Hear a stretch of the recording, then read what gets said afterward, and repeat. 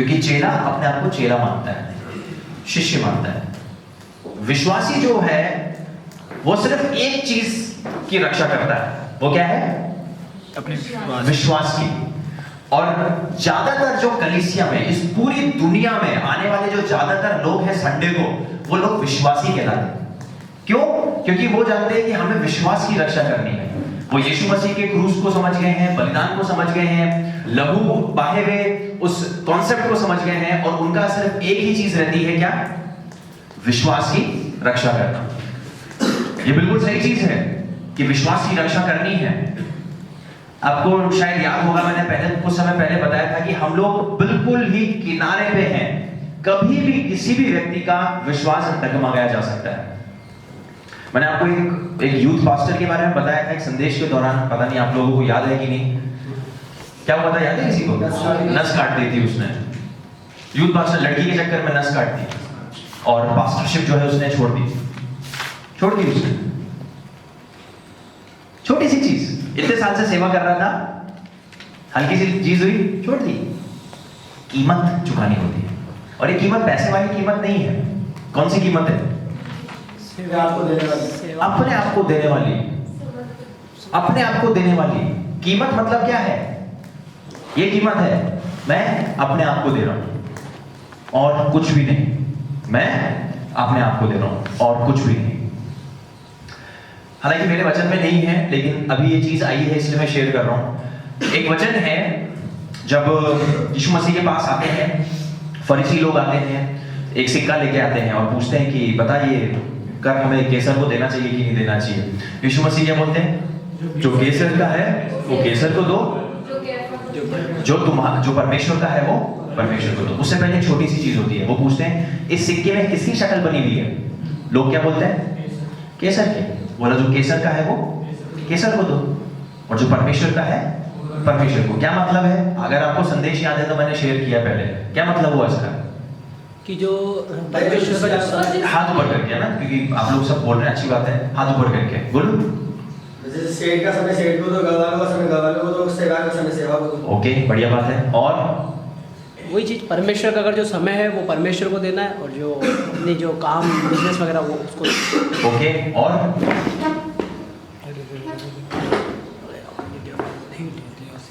केसर जो था वो रोम का राजा था। सिक्के में किसकी शक्ल थी? केसर की। यीशु मसीह क्या बताना चाह रहे हैं? तुम लोग ये पैसों का अहमियत देते हो, ये पैसा जो है इसको अहमियत मत दो। ये जितनी जरूरत है उतना काफी है, अहमियत मत दो किसी और चीज के मुकाबले।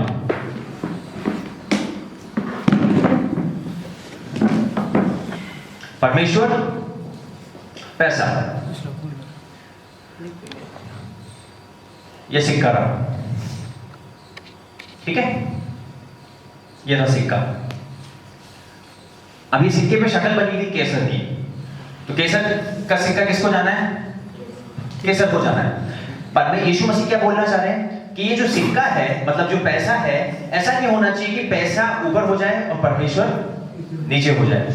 अब मतलब समझिए, शक्ल केसर की बनी हुई है, टैक्स का कानून बना हुआ है कि टैक्स देना है। जब टैक्स देना है तो किसको देना है? केसर को देना है। तो जो केसर का है वो केसर को दो, और जो परमेश्वर का है परमेश्वर को। कौन है परमेश्वर का? आप सब लोग। यीशु मसीह बोल रहे हैं फरीसियों को, क्या बोल रहे हैं? बेटा जो केसर का है वो केसर को दो, ये पैसा तो आदमी का है, आदमी को दो। उस आदमी का है जिसकी चेहरा बना हुआ है, टैक्स जिसको देना है उसको दो। तुम परमेश्वर के हो, अपने आप को परमेश्वर को दो। ये है उसका मतलब। अब हमारे लिए सवाल ये है, मैं आपसे पूछता हूं, हम में से यहां पर क्या क्या कौन कौन क्या क्या करता है? उससे हमारा जो संदेश है, जो डिस्कशन हम लोग कर रहे हैं वो आसान हो जाएगा। जल्दी से बताइए। स्टूडेंट है? यस। तो ज्यादातर बच्चे जो है स्कूल या कॉलेज के स्टूडेंट हैं। फिर जॉब, फिर बिजनेस, यस। और ठीक है, जॉब में कर देते हैं, वो जॉब में इंक्लूड कर देते हैं। टीचर और teacher teacher teacher job, homemaker, okay, house wife, housewife, एक ही है। हाउसवाइफ, ठीक है। और जॉबलेस। जॉबलेस, और ये कैटेगरी। और कोई है क्या, मतलब आप लोग जो इस कैटेगरी में नहीं आते? सब लोग, लगभग सब लोग आ जाते हैं। ओके, हाँ। प्रीचर कौन है यहाँ पर? कोई भी नहीं है। इसी में आ जाते हैं, जॉब में ही आ जाता है। सेवा करने वाले, काम करने वाले, किसी ना किसी के लिए काम कर रहे हैं। तो इसी 4 कैटेगरी में एक तरीके से आ गए। अब ध्यान से समझिए, अब जब हम बात कर रहे हैं कीमत चुकाने की, तो कीमत चुकाने का मतलब क्या हो गया? किसी चीज में हम कीमत चुका रहे हैं, किसी चीज में कीमत नहीं चुका रहे हैं। तो हमने जो चीज सीखी थी, गोल में आपने एक चीज सीखी थी, क्या था वो? एक एक्टिविटी हमने जूते वाली करी थी, क्या थी वो? अपने कंफर्ट जोन से बाहर निकलना है, जो हमारा आरामदायक क्षेत्र है उससे बाहर निकलना है। क्या चीज है वो? होती कीमत चुकाना, वो होती कीमत चुकाना। इस दुनिया के एक भी आदमी को किसी भी चीज के लिए कीमत चुकाना अच्छा नहीं लगता है, किसी को भी नहीं अच्छा लगता है। आप खुद ही सोचिए, आप कोई चीज लेना चाहते हैं, आप आधा 1% 2% मन में सोचते हैं, काश ये चीज फ्री में मिल जाती, काश ये चीज फ्री में अवेलेबल होती, मजा आ जाता। हर एक व्यक्ति सोचता है। अगर आप बोल रहे हैं कि नहीं मैं नहीं ऐसा सोचता, तो भैया आप तो फिर पार कर गए। कौन सा लेवल पार कर गया? हेमंत भैया ऊपर हो गया। हर एक व्यक्ति सोचता है कि अब ये चीज मुझे फ्री में मिल जाती। कोई भी दुनिया का आदमी कीमत चुकाना पसंद ही नहीं करता है। अब इस कॉन्सेप्ट को ध्यान से समझिए। आप स्टूडेंट हैं, आप 2 से 3 घंटे पढ़ाई करते हैं, पढ़ाई करिए। 6 घंटे लगभग आप स्कूल कॉलेज में होते हैं, होइए। जब आप स्कूल कॉलेज में होते हैं, जब आप पढ़ाई करते हैं, अपना बेस्ट दीजिए, बेस्ट, अपना बेस्ट देना है। आप नौकरी करते हैं, 8 से 10 घंटे की नौकरी है। उसके बाद मान लो कि मैं बोलता हूं 1 या 2 घंटे आपको घर आते हुए जाते हुए कुछ इस चीज में हो जाते हैं। मुश्किल से आपको 4 घंटे आप घर में होते होंगे, खाना खाते, बातें बातें करके फिर सो जाते हैं। आप नौकरी में हैं, 8 से 10 घंटे अपना बेस्ट दीजिए, बेस्ट से कम नहीं, बेस्ट। तीसरी चीज, बिजनेस में है। अब बिजनेस में आदमी 6 घंटे या 8 घंटे नहीं होता, यहाँ पर 12-12 घंटे भी लग सकते हैं, 14 घंटे भी लग सकते हैं, 24 घंटे भी। बहुत ज्यादा टाइम लग सकता है, क्योंकि बिजनेस मेरा है भैया, और किसी का नहीं है। मैं ख्याल रखूंगा और किसी का नहीं है। अब मैं पता है कि हम जब अकेडमी रन कर रहे थे, तो राजू मेरे साथ था उस समय, एक इंसिडेंट है। हम लोग सुबह 9:30-10 बजे हमने अकेडमी खोली, इंस्टीट्यूट खोला, और नॉर्मली हम लोग 6-6:30 बजे माइंड अप करके चले जाते थे। लेकिन उस दिन शाम को 4-5 बजे के आसपास एक फोन आया, और फोन आया कि सर हमने आपका देखा, नेट पे देखा, और मेरा एक भाई है, एक लेडी ने फोन किया, मेरा एक भाई है, वो जो है बात ही नहीं मानता, जिद्दी आदमी है, जिद्दी लड़का है, बात ही नहीं मानता है। मैं उसको पर्सनालिटी डेवलपमेंट का कोर्स कराना चाहती हूँ, ताकि उसकी पर्सनालिटी ग्रो हो, वो सीखे बात मानना, काम करे, घर पे बैठा हुआ ऐसी वगैरह वगैरह, बहुत सारी चीजें उसने शेयर करी। तो आप बताओ ना कैसे मदद कर सकते हैं। मैंने बोला कल हमारा डेमो होगा, आप उसको डेमो में भेज दो 4 बजे। बोला वो नहीं आएगा, वो बिल्कुल ही नहीं आएगा, बात ही नहीं मानता है। हमने बहुत बातें करी, उसके बाद हम उसके घर में गए, मानसरोवर में पत्रकार कॉलोनी में। हम उसके घर में गए, घर भी नहीं पता था, थोड़ी मुश्किल हुई घर ढूंढने में। उसके घर में गए और करीब 1.5 से 2 घंटा हम वहां पर बैठे हुए थे। और 1.5 से 2 घंटा बैठने के बाद जो है उस लड़के को अच्छा लगा, और उसके माँ बाप को भी अच्छा लगा, उसकी बहन को भी अच्छा लगा। फिर 2 दिन के बाद वो लड़का अकेडमी में आ गया, वो लड़का आ गया। मैं आपको उदाहरण क्या दे रहा हूँ, बिजनेस। जब खुद का बिजनेस होता है, खुद का काम होता है, जिसके लिए आप जुनून रखते हैं, तो उसके लिए आप क्या करते हैं? कीमत चुकाते हैं। क्या करते हैं? कीमत चुकाते हैं, क्योंकि आपका वो खुद का काम है। नौकरी आपकी खुद की नहीं है। आप बोलेंगे 20,000 देना, 20,000 जितना ही काम करूंगा। पढ़ाई में तो कोई भी कीमत नहीं चुकाता है। मैंने तो मतलब 1%, 100 में से 1 आदमी भी नहीं होता उसमें। मतलब पॉपुलेशन आप देख लो, इंडिया की पॉपुलेशन देख लो, या फिर टॉपर कितने होते हैं? हजारों में से 1। टॉपर कितने होते हैं? लाखों में से 1। अगर 60 बच्चों का ही क्लास है, तो क्या बोलते हैं, सब बच्चों की 95% या 96% क्यों नहीं आती है, या सबकी 99% क्यों नहीं आती है? 2-3 लोग होते हैं जो शुरू में आते हैं, फिर बाकी पीछे होते हैं। कीमत चुकाते हैं आप बिजनेस में हैं, आप हाउसवाइफ हैं, घर पे हैं, या सेल्फ एम्प्लॉयड हैं, दूसरी चीज चीजें मैं ऐड कर रहा हूँ। आप सेवा में हैं, हाउस वाइफ तो पूरे दिन घर पे रहेगी, सो आप जो भी 8 से 10 घंटे काम करते हैं, जो भी करते हैं, आप सब में अपना बेस्ट दीजिए। घर का काम भी तो करती ना, घर का काम मैंने 8-10 घंटे लगा लिया, क्या देना है? बोलो बेस्ट देना है, बेस्ट दीजिए। चेले बनने का मतलब ये नहीं कि आप पूरे दिन जाकर सुसमाचार सुनाऊंगा आप पे, हेमंत भैया ये कौन करना है, अब चेला बन गया हूं मैं, अब ये करूंगा वो करूंगा ये करूंगा, कुछ नहीं, ऐसी चीज नहीं करनी है। विश्वासी आदमी अपनी प्राथमिकताओं को जल्दी समझता नहीं है, चेला जल्दी समझता है। अब आप चेले हैं, इस चीज को मानिए और उसी प्रक्रिया में आगे बढ़िए, तो आप अपनी प्राथमिकताओं को ढंग से क्या करेंगे, सही तरह से उसका मैनेज करेंगे, उसका प्रबंधन करेंगे। टाइम मैनेजमेंट में आपने पढ़ा था। सो प्राथमिकता जो होगी आपकी 8 से 10 घंटे की काम करने की होगी, जो भी आज का आपका काम है, बेस्ट देना है, काम चोरी नहीं करनी है। मैं आपको बस अभी शुरुआत में बस डाल रहा हूं उस तरीके से। ये तो रही केसर वाली बात, दुनिया वाली बात एक तरीके से। अब हम आ जाते हैं हमारे जो हम परमेश्वर के लिए करते हैं या फिर सेवा के लिए करते हैं, कुछ भी काम करते हैं। आप आराधना करते हैं, आप प्रचार करते हैं, प्रीच करते हैं, आराधना करते हैं, और क्या काम होते हैं बताइए? चटाई बिछाना और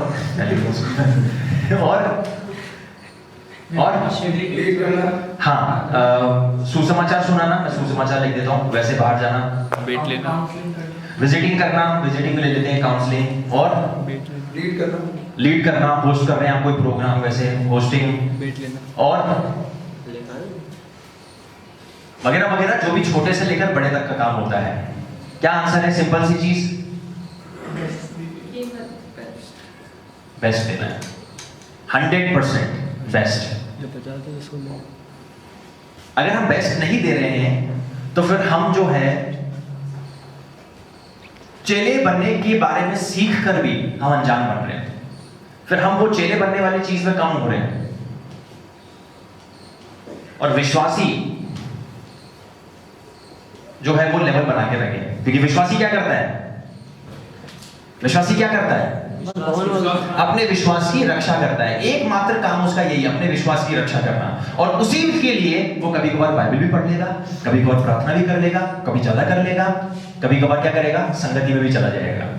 जैसे उसको ये सारी चीजें जो है, आपका कोई भी रोल होगा, इसके अनुसार वो ये चीज करेगा। यहां से अगर टाइम मिल गया तो फिर ये चीज कर लेगा, यहां से टाइम मिल गया तो फिर ये चीज कर लेगा, यहां सब कुछ हो जाएगा तो फिर यहां टाइम निकाल लूंगा। ये विश्वासी आदमी इस तरीके से करता है। चेला पता है क्या करता है? मेरा जो भी काम है बेस्ट दूंगा, जब मैंने बेस्ट दे दिया है तो फिर क्या करूंगा? जरूरत ही नहीं है। ध्यान से समझिएगा इस चीज को। तो फिर मैं क्या करूंगा? यहीं पर ही आऊंगा बस मैं। फिर मेरा जो आत्मिक काम है, जो सेवा का काम है, चाहे कोई भी काम हो, वो मैं करूंगा और कुछ नहीं, क्योंकि मुझे यहां पर भी बेस्ट देना है। क्लियर हो रहा है सबके? क्लियर हो रहा है? अभी थोड़ा सा हम एडवांस लेवल में चल रहे हैं आपसे, ठीक है?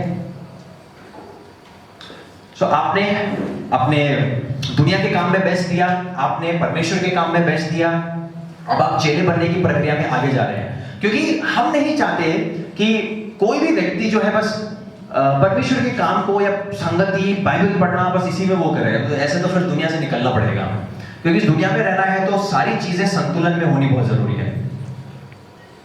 संतुलन, बैलेंस होना बहुत जरूरी है, नहीं तो गड़बड़ हो जाएगी। अगर आप 16-16 घंटे अपना काम कर रहे हैं, फिर तो सोना भी नहीं हो रहा है, खाना भी नहीं हो रहा है, फिर वो चीजें बैलेंस नहीं बन पाएगा। ओके?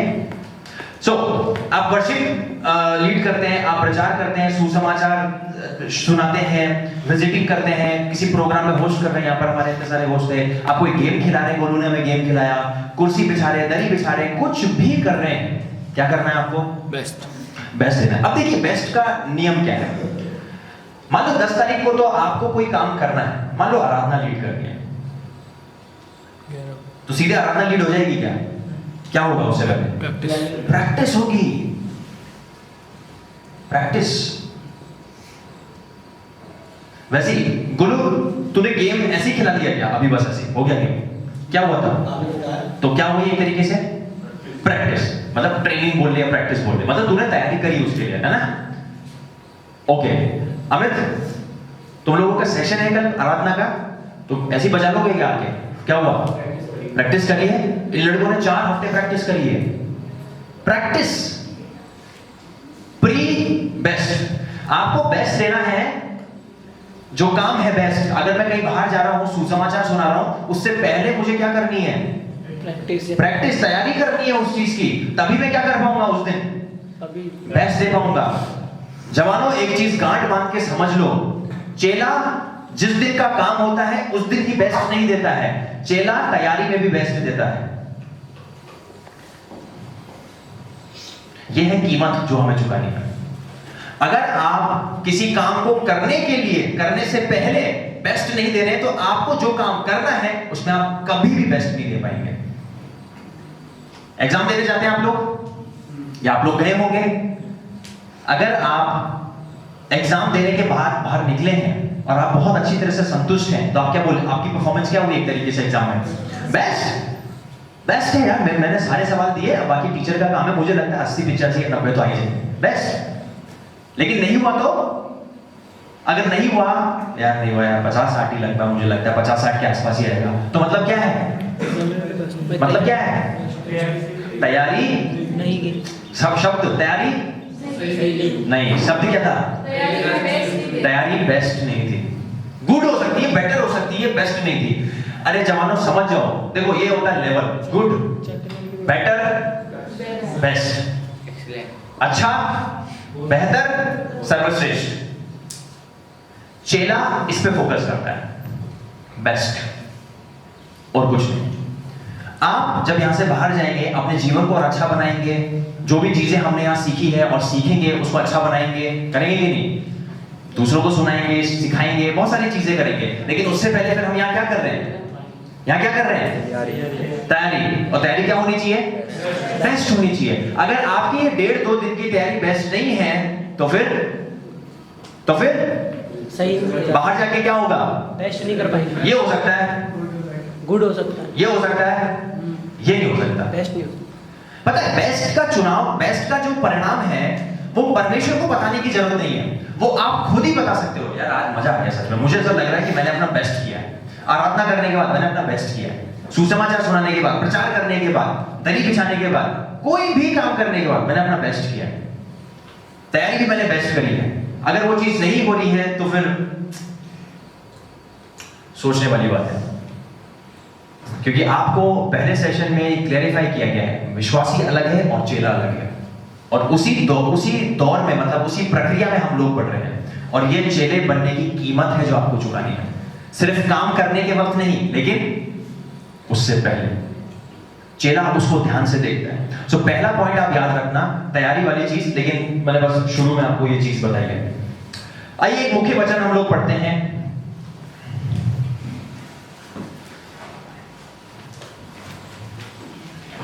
यही वचन, एक वचन नीचे वाला जो है हेमंत भैया ने स्क्रिप्ट में इस्तेमाल किया था। आइए उस पर थोड़ा सा गौर फरमाएंगे। पहले पढ़ते हैं मती। जो माता या पिता को मुझसे अधिक प्रिय जानता है वह मेरे योग्य नहीं, और जो बेटा या बेटी को मुझसे अधिक प्रिय जानता है वह मेरे योग्य नहीं। और जो अपना क्रूस लेकर मेरे पीछे ना चले वह मेरे योग्य नहीं। जो अपने प्राण बचाता है वह उसे खोएगा, और जो मेरे कारण अपना प्राण खोता है वह उसे पाएगा। अब लूका पढ़िए।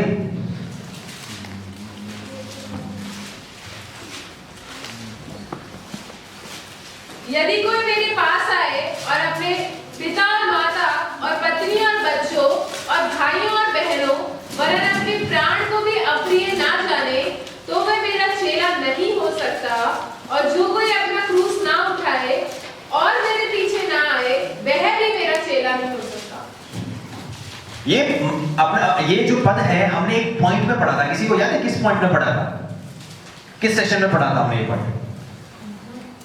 जो अपना क्रूस ना हो, ये वाला पद लूका 14:26-27। Good, very good. कौन सा पॉइंट था वो, याद है? संपूर्ण समर्पण। संपूर्ण समर्पण था या संपूर्ण अलगाव था? देखो, संपूर्ण समर्पण, समर्पण नहीं, लेकिन राजू ने क्या बोला था? संपूर्ण समर्पण। आप वचन पढ़ते हैं, 26 वचन देखिए। यदि कोई मेरे पास आए और अपने पिता और माता और पत्नी और बच्चों और भाइयों और बहनों वरन अपने प्राण को भी अप्रिय न जाने, तो वह मेरा चेला नहीं। ओके, सो सबसे पहली चीज क्या करनी है? सबसे पहले चीज कीमत चुकाने की बारे में बात कर रहे हैं हम लोग। कीमत चुकाना, चेले को कीमत चुकानी होती है। क्या कीमत चुकाने की बोली जा रही है? अपने पिता और माता, कुल मिला के अपने परिवार को क्या करना है? अप्रिय नहीं जानना है, अप्रिय जानना है। अप्रिय, अपने परिवार को क्या करना है? न जानना। अप्रिय जानना, वो दो चीज अलग तरीके से।